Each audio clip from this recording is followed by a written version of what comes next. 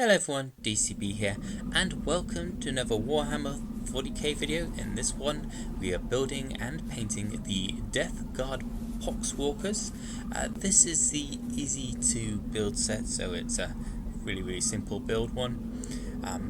I'll be giving you a sort of painting guide on what colours I use to paint my Poxwalkers. I'll also show you how they're built, even though they are the easy to build ones.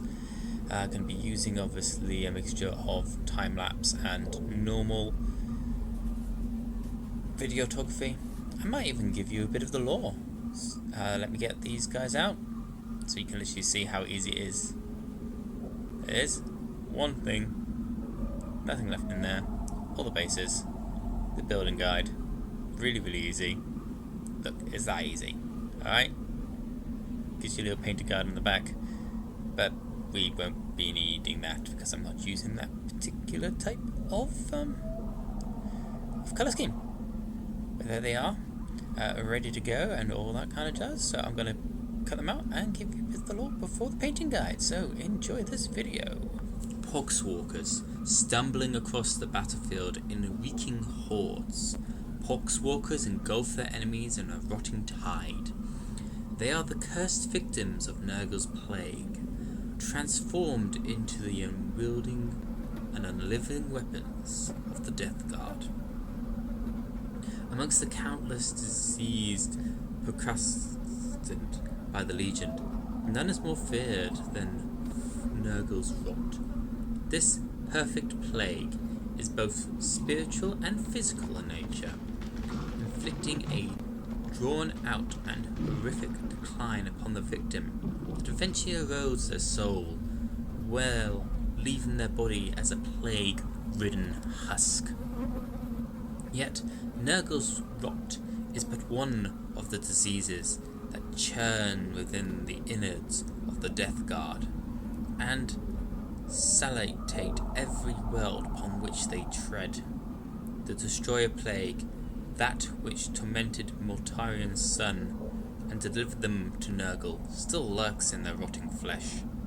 The Zombie Plague, the medley of unliving abominations for which Typhus the Herald is the vector primitor, has figured into countless strains since the Great Rift yawned wide. The Weeping Mutafex, the Slithering Slorge, and countless others spread before the Death Guard, and its cocktail of these appalling mortalities that breed the walking pox. Victims of the walking pox find their bodies rotting and shutting down until death eventually take them. Yet this is not the end. The suffering remains cruelly conscious and aware, trapped within the rotting corpse, as it reanimates within a religious grin and staggers off in search of the living. Their flesh mutates even after death, spouting bloated pulsating tentacles, and horn-like growths from their skulls similar to those of Nurgle's demonic plague-bearers. Simply heralding in the mindless groaning cacophony of the Poxwalkers is enough to inflict the soul of all but the most faithful Imperial citizens, leading to a massed outbreak even within the fortress and cities that appear invulnerable. Countless souls have been lost in such a way to this madly, every one becoming another heretical abomination intent on murder. By the time the Death Guard move to attack a world so inflicted, they have an army of the dead waiting to aid them. Though mostly commonly utilized by the victors of the First Plague Company Poxwalkers, are used as cannon fodder and terror troops by the Death Guard warbands. They display rudimentary coalition in battle, wielding battlefield debris as crude weapons, and although they are clumsy and slow, they are inhumanly resistant. In large numbers, these slothing corpse mutants are capable of overrunning enemy lines, goring, bludgeoning, and ripping apart in orgies of mindless violence. Those that once may have counted them amongst their allies. And that is the lore from the Death Guard Codex, 8th edition of the Poxwalkers. And now for the painting. For my base, I'm using Wraithbone spray. I'm going to be using a mixture of contrast and standard paints. The reason I am using Wraithbone is it just, in my opinion, looks better for like that sort of rotting zombie look, as well as the plague-ridden stuff, which you'll hopefully see when I do this. I'm in this particular one, but yeah, spray them, leave them to dry, and then get the main painting done. So they've dried, and that's what they look like with the Wraithbone on them.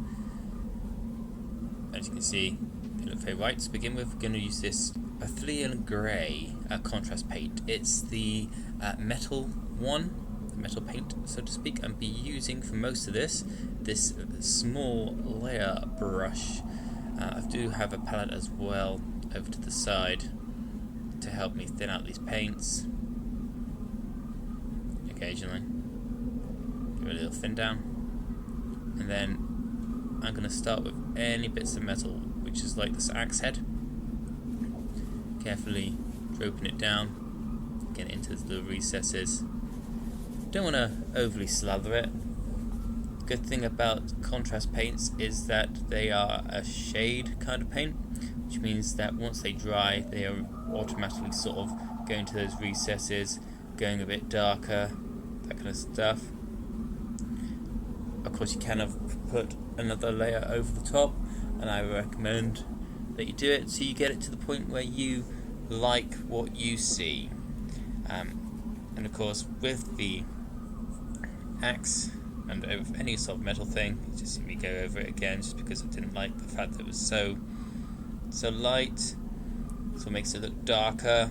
You can already see how these contrast paints go into those recesses, not forgetting any sort of flat edges of the blades and over the back and the stuff there, and then we do this with all the rest of the metal bits.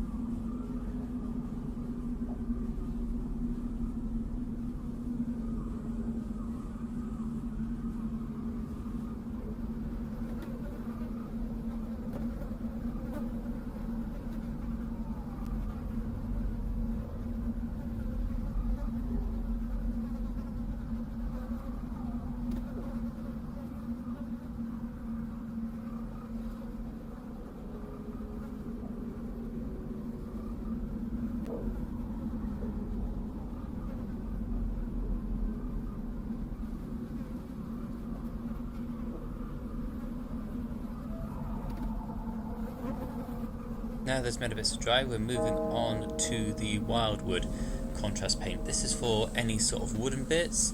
This is going to be for like the handles of the axe, the handles of the knives. Once again, using this lovely small layered brush. Give it a dip in and all that kind of jazz.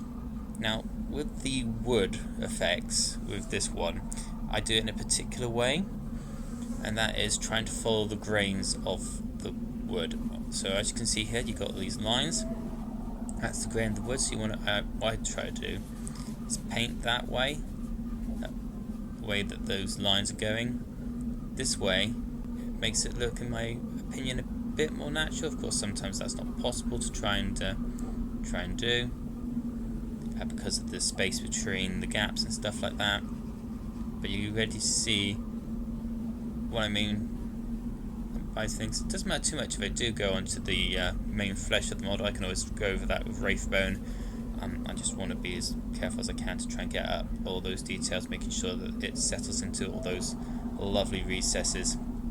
And of course I do the same with the wood on the other bits and handles of the other models. Of course, not forgetting the top bit of the handles as well.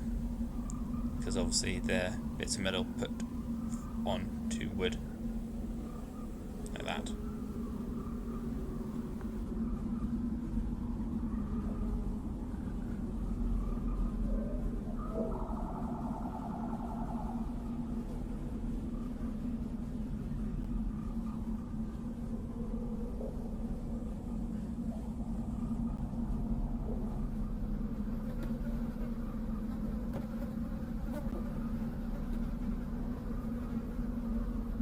Right, now that the wildwood is done, we're moving on to Skeleton Horde.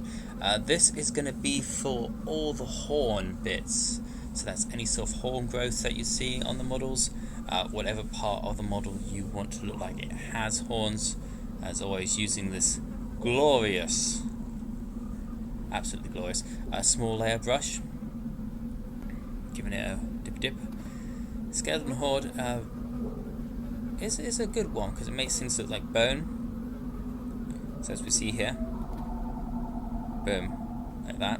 Once again, trying to go in one motion and one direction for the horn growths, looking like they're coming out of the model, and where possible, trying not to go onto the skin, so it looks like literally they're jutting out and growing out of the particular place of the Poxwalker,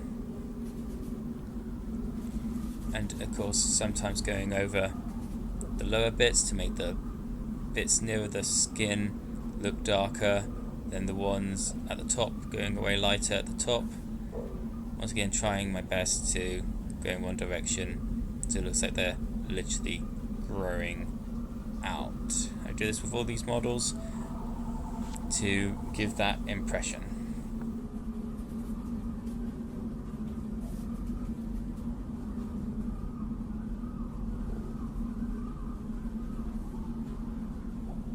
Those horns are done, it's time to move on to the next part, which is Gorgut's Third. This is for any sort of leather straps that I want to have, or any sort of ammunition pouches. Once again, using the glorious and very versatile small layer brush, and we'll give it a good old dip in paint, a bit of a thin down, a bit of a put on the off-screen palette, and then we get a model, and then we're going to go around all the pouches, all the bits that I want to have this sort of leathery effect, brown leather effect.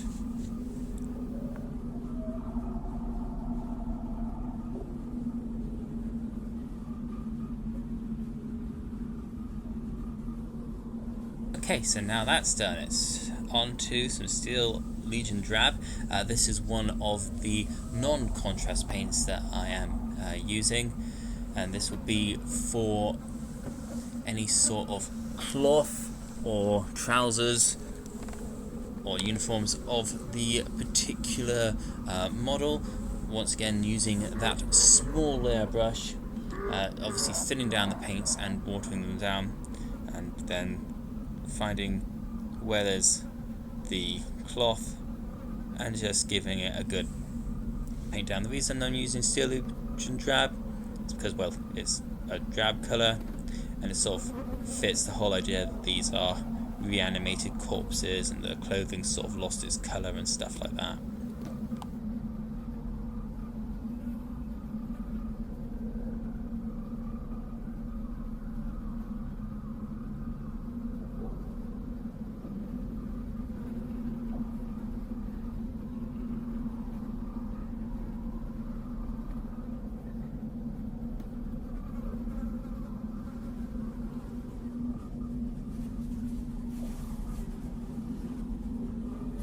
Now that's done, it's time to move on to some Black Templar contrast paint. This is going to only be for this particular model, and it's only going to be for the shoes, as always using the small layer brush to help me have the control I need for the layering of the boots. Right, now it's time to move on to the first shade, Sephia. This is a flesh colour shade, and this will be applied to every single model and every single bit of flesh that these models have. I will be using the medium shade brush for this one, as it just helps me get it onto all the bits of the model, though I do originally start with the small layer. So as you will see, it will give a lovely sort of rotting, unhealthy looking flesh tone to the models. And that will be the first layer of the shades. Going on to this one, there'll be two layers, one of this sapphire, and then I'll be experimenting with two different green shades, which you'll see later on in this one. Obviously trying to get it into all the recesses possible, and because this particular shade is a lighter shade, it doesn't matter if it gets onto some of the other ones, as it won't pick up on them. And if it does, I can always just go over them with those shades to redo them.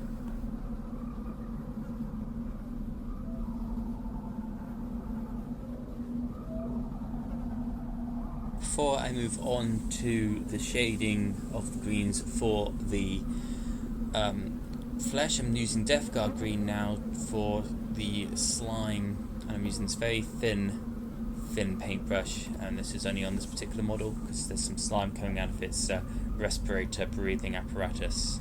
So you'll see it here, and then I'll give it a good old Death Guard green to help it to look like, well, pus and all that kind of glorious green slimy things coming out of the nostrils. Very fun.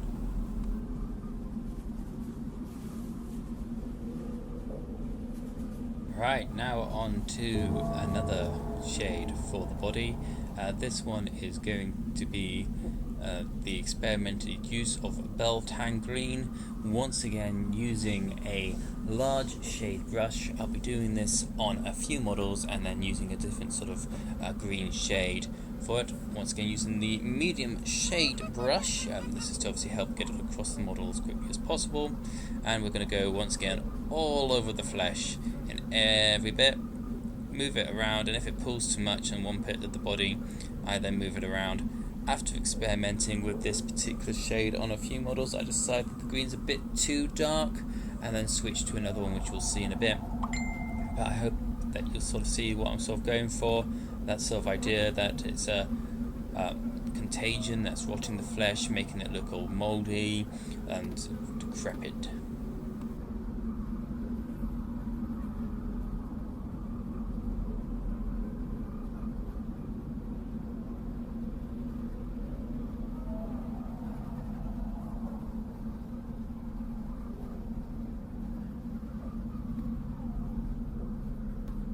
As green shades are dry, you can sort of see how it's happened there. I am now going to use a special technical kind of paint, Nurgle's Rot.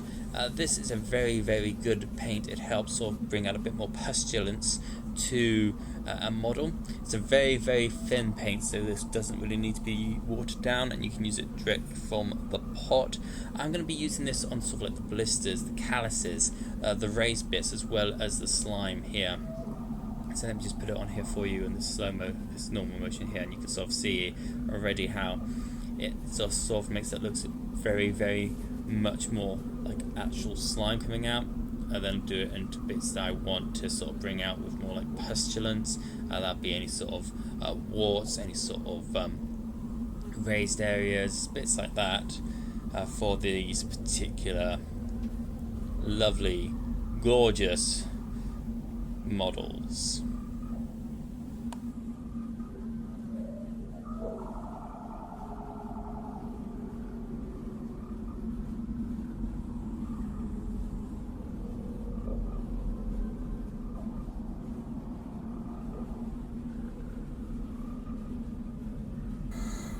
And there they are, all built, painted and ready to go. These Poxwalkers of Nurgle. I did do the basing off screen, but as you can see, we got the lovely horn details. We've got them rotting and putrefying, which is intended by the greenness of them. can see where the Nurgle's rot has really brought out those boils, which is excellent, and they're just now stumbling forward towards their targets, bringing the glory of Nurgle to the Chosen.